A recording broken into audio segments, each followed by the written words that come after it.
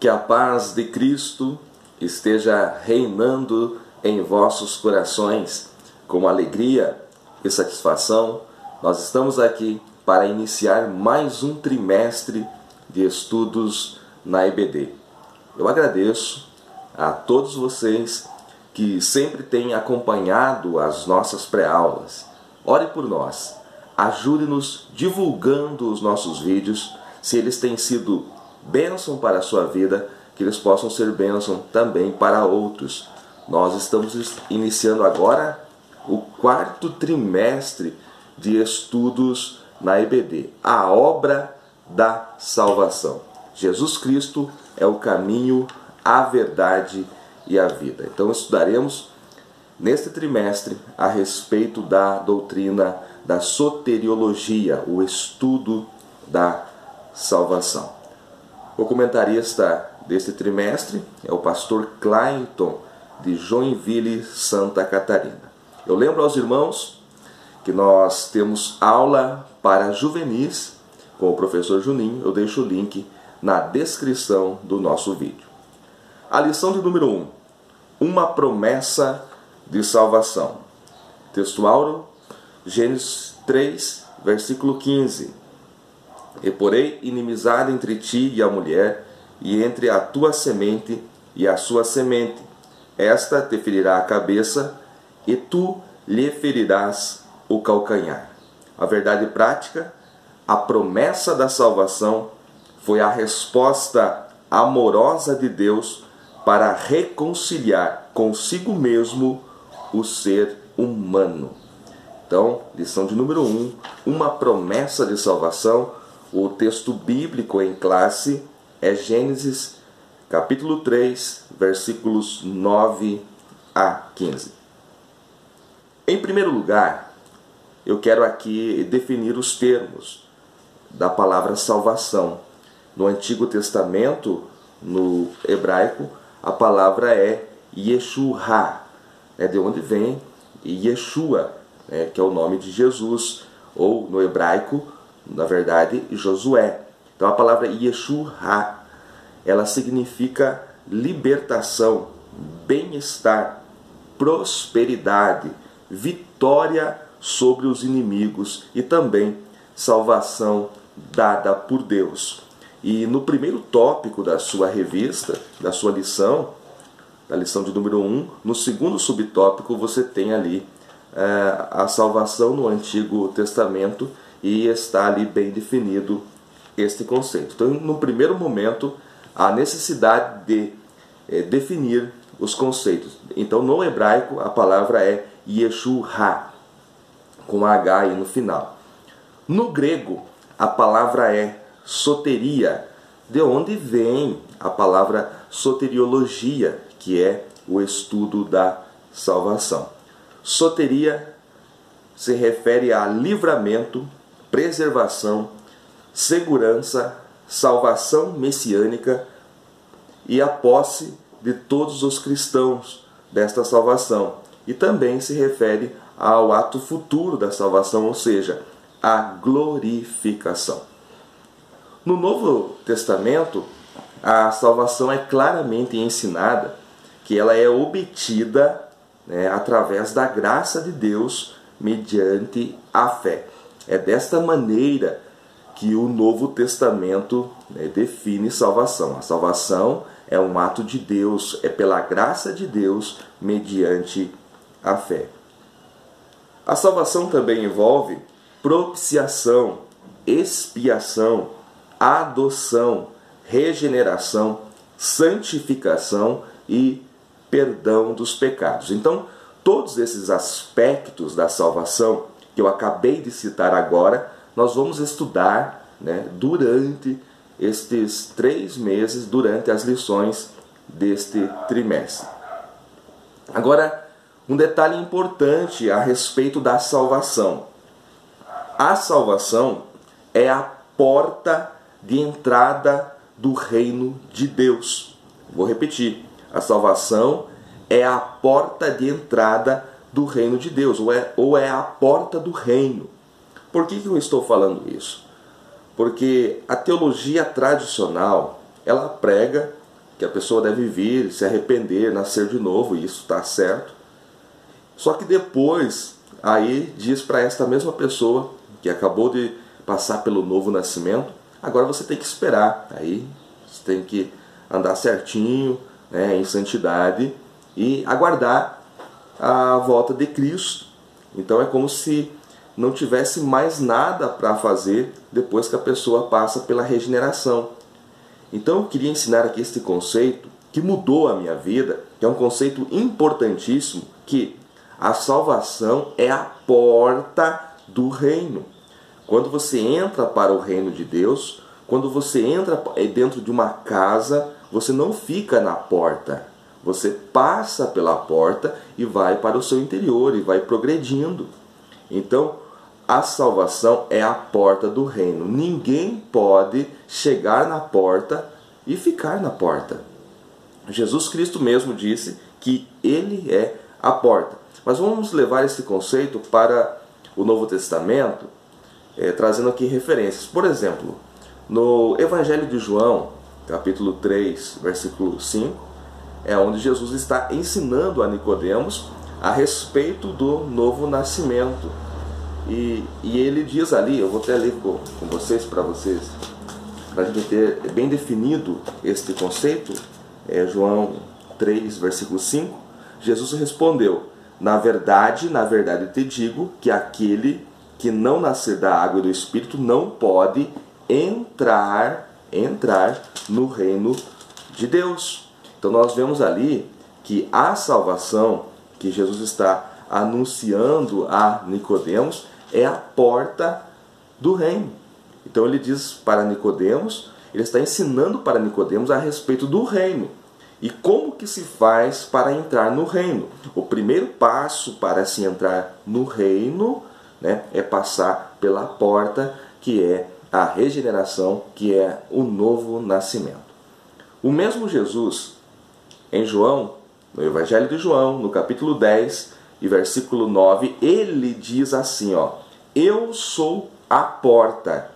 Se alguém entrar por mim, salvar-se-á, e entrará e sairá e achará pastagem. Então, eu sou a porta. Se alguém entrar por mim, salvar-se-á, entrará e sairá e achará pastagem. Então, Jesus, ele mesmo está dizendo que ele é a porta para o reino de Deus. Porque o assunto principal da Bíblia, queridos, é o reino de Deus. O assunto mais importante da Bíblia Sagrada não é a salvação, é o reino de Deus. A salvação é a porta de entrada neste reino. Então, se você entender desta maneira, você vai conseguir aí expandir seus conhecimentos e ter uma visão ampla da Bíblia Sagrada. Salvação, então, é o Rei Jesus nos levando de volta à essência, ao plano original. É Jesus nos fazendo reis e sacerdotes através do seu sangue, nos colocando na posição de origem, na posição que Deus nos criou. Então, assim, Deus não criou Adão e falou para Adão, viu, Adão, fica tranquilo que eu vou salvar você. Por que Deus não falou isso? Porque Deus não criou Adão perdido. Só pode ser salvo alguém que está perdido. Então Deus criou Adão como a coroa da sua criação e colocou ele para implantar, para expandir o reino de Deus por toda a terra. Adão falhou, Adão caiu, Adão pecou. E então Deus vem com o plano da salvação que pela sua presciência já estava elaborado desde a eternidade. Então nós precisamos entender este fato. Deus criou Adão como o ápice. Deus criou Adão perfeito, né? Então Deus não criou Adão perdido para salvá-lo. O plano original de Deus era implantar o seu reino na terra. Adão falhou. Vem então o último Adão, como Paulo chama, para triunfar, onde o primeiro Adão fracassou. Então é desta maneira que nós entendemos a Bíblia Sagrada e entendemos o conceito de salvação como a salvação sendo a porta para o reino de Deus. Muito bem, esclarecidos esses conceitos, vamos para o texto bíblico em classe, Gênesis capítulo 3. Vamos iniciar aqui pelo versículo 9 e analisar rapidamente aqui alguns conceitos. Então, versículo 9, chamou o Senhor Deus a Adão e disse-lhe, onde estás? É interessante notar aqui esta pergunta de Deus, onde estás, Adão? Porque Deus é onisciente, Deus sabe de todas as coisas, Deus também é onipresente, está presente em todos os lugares, mas Ele dá a oportunidade ao homem de confessar o seu estado. Então, qual seria a resposta de Adão ali? Eu estou aqui, Senhor, eu estou em pecado. Confessar. Mas Adão tenta se esconder. Se você olhar o versículo 10, você vai ver que Adão tenta se esconder. Todo homem faz isso. Ele tenta se esconder de Deus, até ele descobrir que isto é impossível. E ele disse, ele Adão, ouvi a tua voz soar no jardim e temi, porque estava nu e escondi-me. Na verdade, Adão se escondeu porque pecou. Adão não se escondeu porque estava nu. Adão sempre esteve nu. Ele nunca tinha olhado que estava nu. Ele estava num estado que nós chamamos de inocência. Então, ele diz, eu me escondi porque estava nu. Mas, na verdade, ele sempre esteve e nunca se escondeu, porque todo dia, na viração do dia, Deus vinha ao jardim para receber o culto, para receber a adoração de Adão. E ele nunca se escondeu. Então, Adão se esconde porque pecou. Todo homem, ele tenta se esconder de Deus por causa do pecado.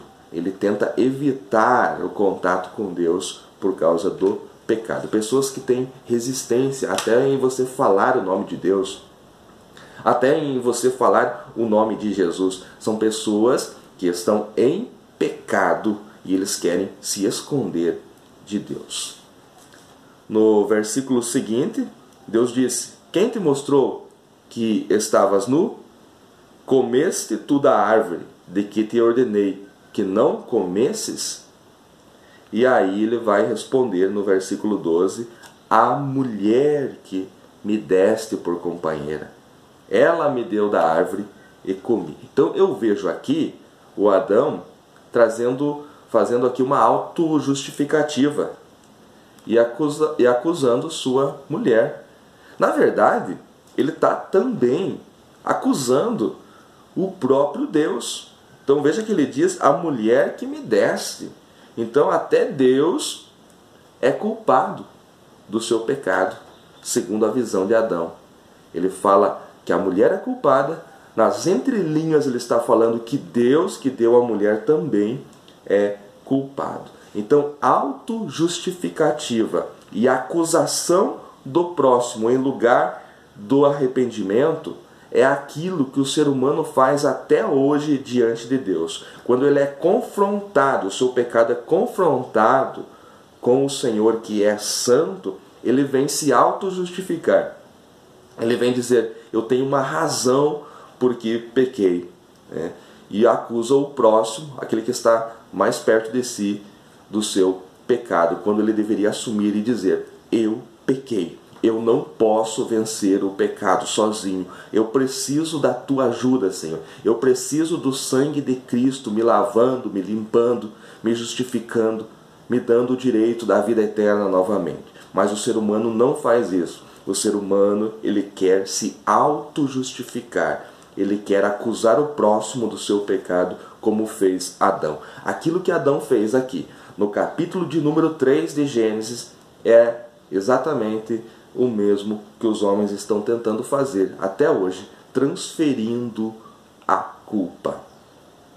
No verso 13, e disse o Senhor Deus à mulher, por que fizeste isto? E a mulher também vai transferir a culpa à serpente. A serpente me enganou e eu comi. Até hoje, o ser humano está transferindo a culpa dos seus erros para alguém. Mas, na verdade, o ser humano é mau, comete os pecados deliberadamente. E para vencer o pecado, só há uma solução: somente a obra perfeita de Jesus Cristo na cruz. Somente a obra da salvação, aquilo que Cristo executou de maneira perfeita no Calvário, pode trazer a solução para o pecado. No versículo 14, nós vemos aqui o primeiro decreto contra a antiga serpente e também Deus amaldiçoando este animal, e a partir desse momento passa a haver algumas mudanças no ambiente selvagem. Satanás vai ficar conhecido na Bíblia Sagrada como serpente, como a antiga serpente, porque é o animal, né, que ele usou aqui para executar esta obra e o homem cair, né, esta obra do pecado, e o homem caiu neste pecado. Veja bem então que aqui no versículo 14, quando Deus diz: porquanto fizeste isto, maldita serás mais do que toda besta e mais do que todos os animais do campo. Sobre o teu ventre andarás e pó comerás todos os dias da tua vida. Então é o primeiro decreto aqui contra a antiga serpente. Lá no final da Bíblia você está lendo o Apocalipse e Satanás é lembrado como a antiga serpente. Então aqui há a maldição do Senhor e também há algumas mudanças no ambiente selvagem, que não é o assunto agora.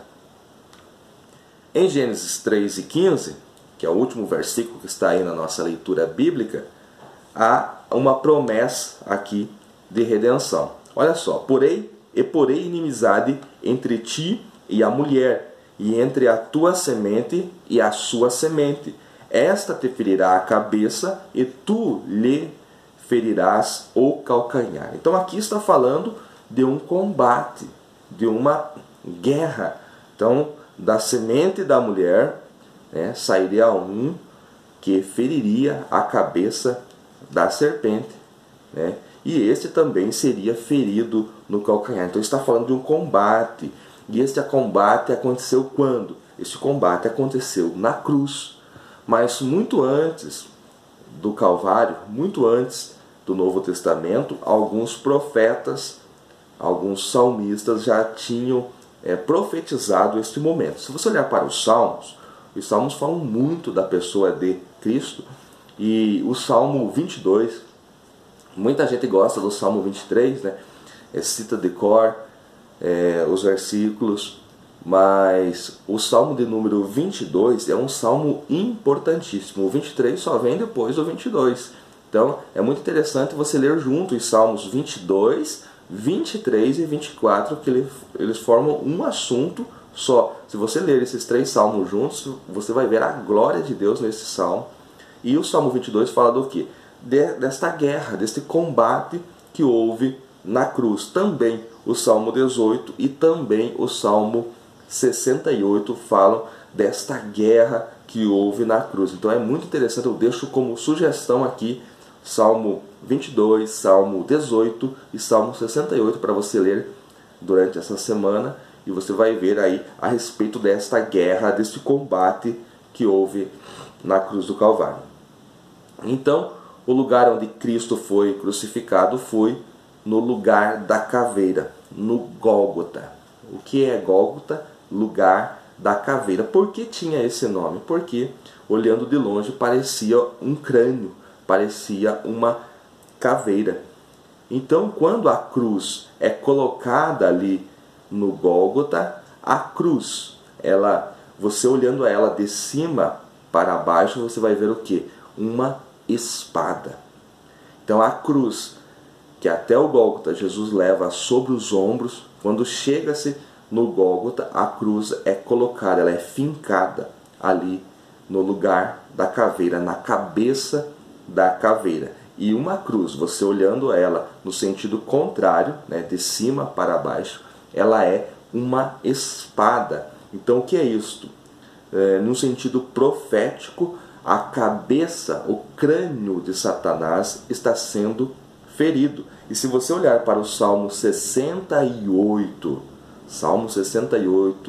versículo 21, você vai ver ali uma profecia do salmista que o crânio cabeludo, ali se refere a Satanás, seria ferido. Então, a caveira é ferida na cruz do Calvário. Este é o cumprimento desta profecia aqui do Salmo 68, versículo 21. Então, quando você vê lá na crucificação, a cruz sendo colocada, você liga rapidamente ao Salmo 68, versículo 21. Ali a serpente está sendo ferida. A cabeça de Satanás seria ferida por Cristo na cruz. Esta é a promessa de Gênesis 3, versículo 15. E depois esmagada pela igreja. Você vê isso nas palavras de Paulo, Romanos 16, versículo 20. Na vinda de Cristo, olha só, vou achar aqui esse texto.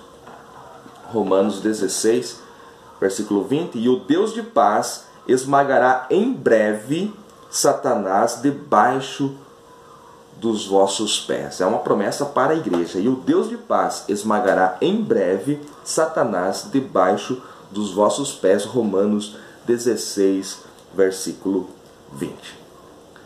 Ainda no Éden, um versículo que é citado na nossa lição é Gênesis 3 e 21. Ali Deus cobre o homem. Deus não espia, mas Deus cobre o homem momentaneamente, né? E um cordeiro morre ali. O sangue é derramado. Então isso é uma tipologia do que o Cordeiro de Deus faria lá na frente. O homem estava nu, ele viu agora que estava nu, então Deus mata um animal e faz vestes de pele para o homem, cobrindo temporariamente o homem. Por que temporariamente? Porque Deus não estava espiando, Deus estava apenas cobrindo momentaneamente o ser humano.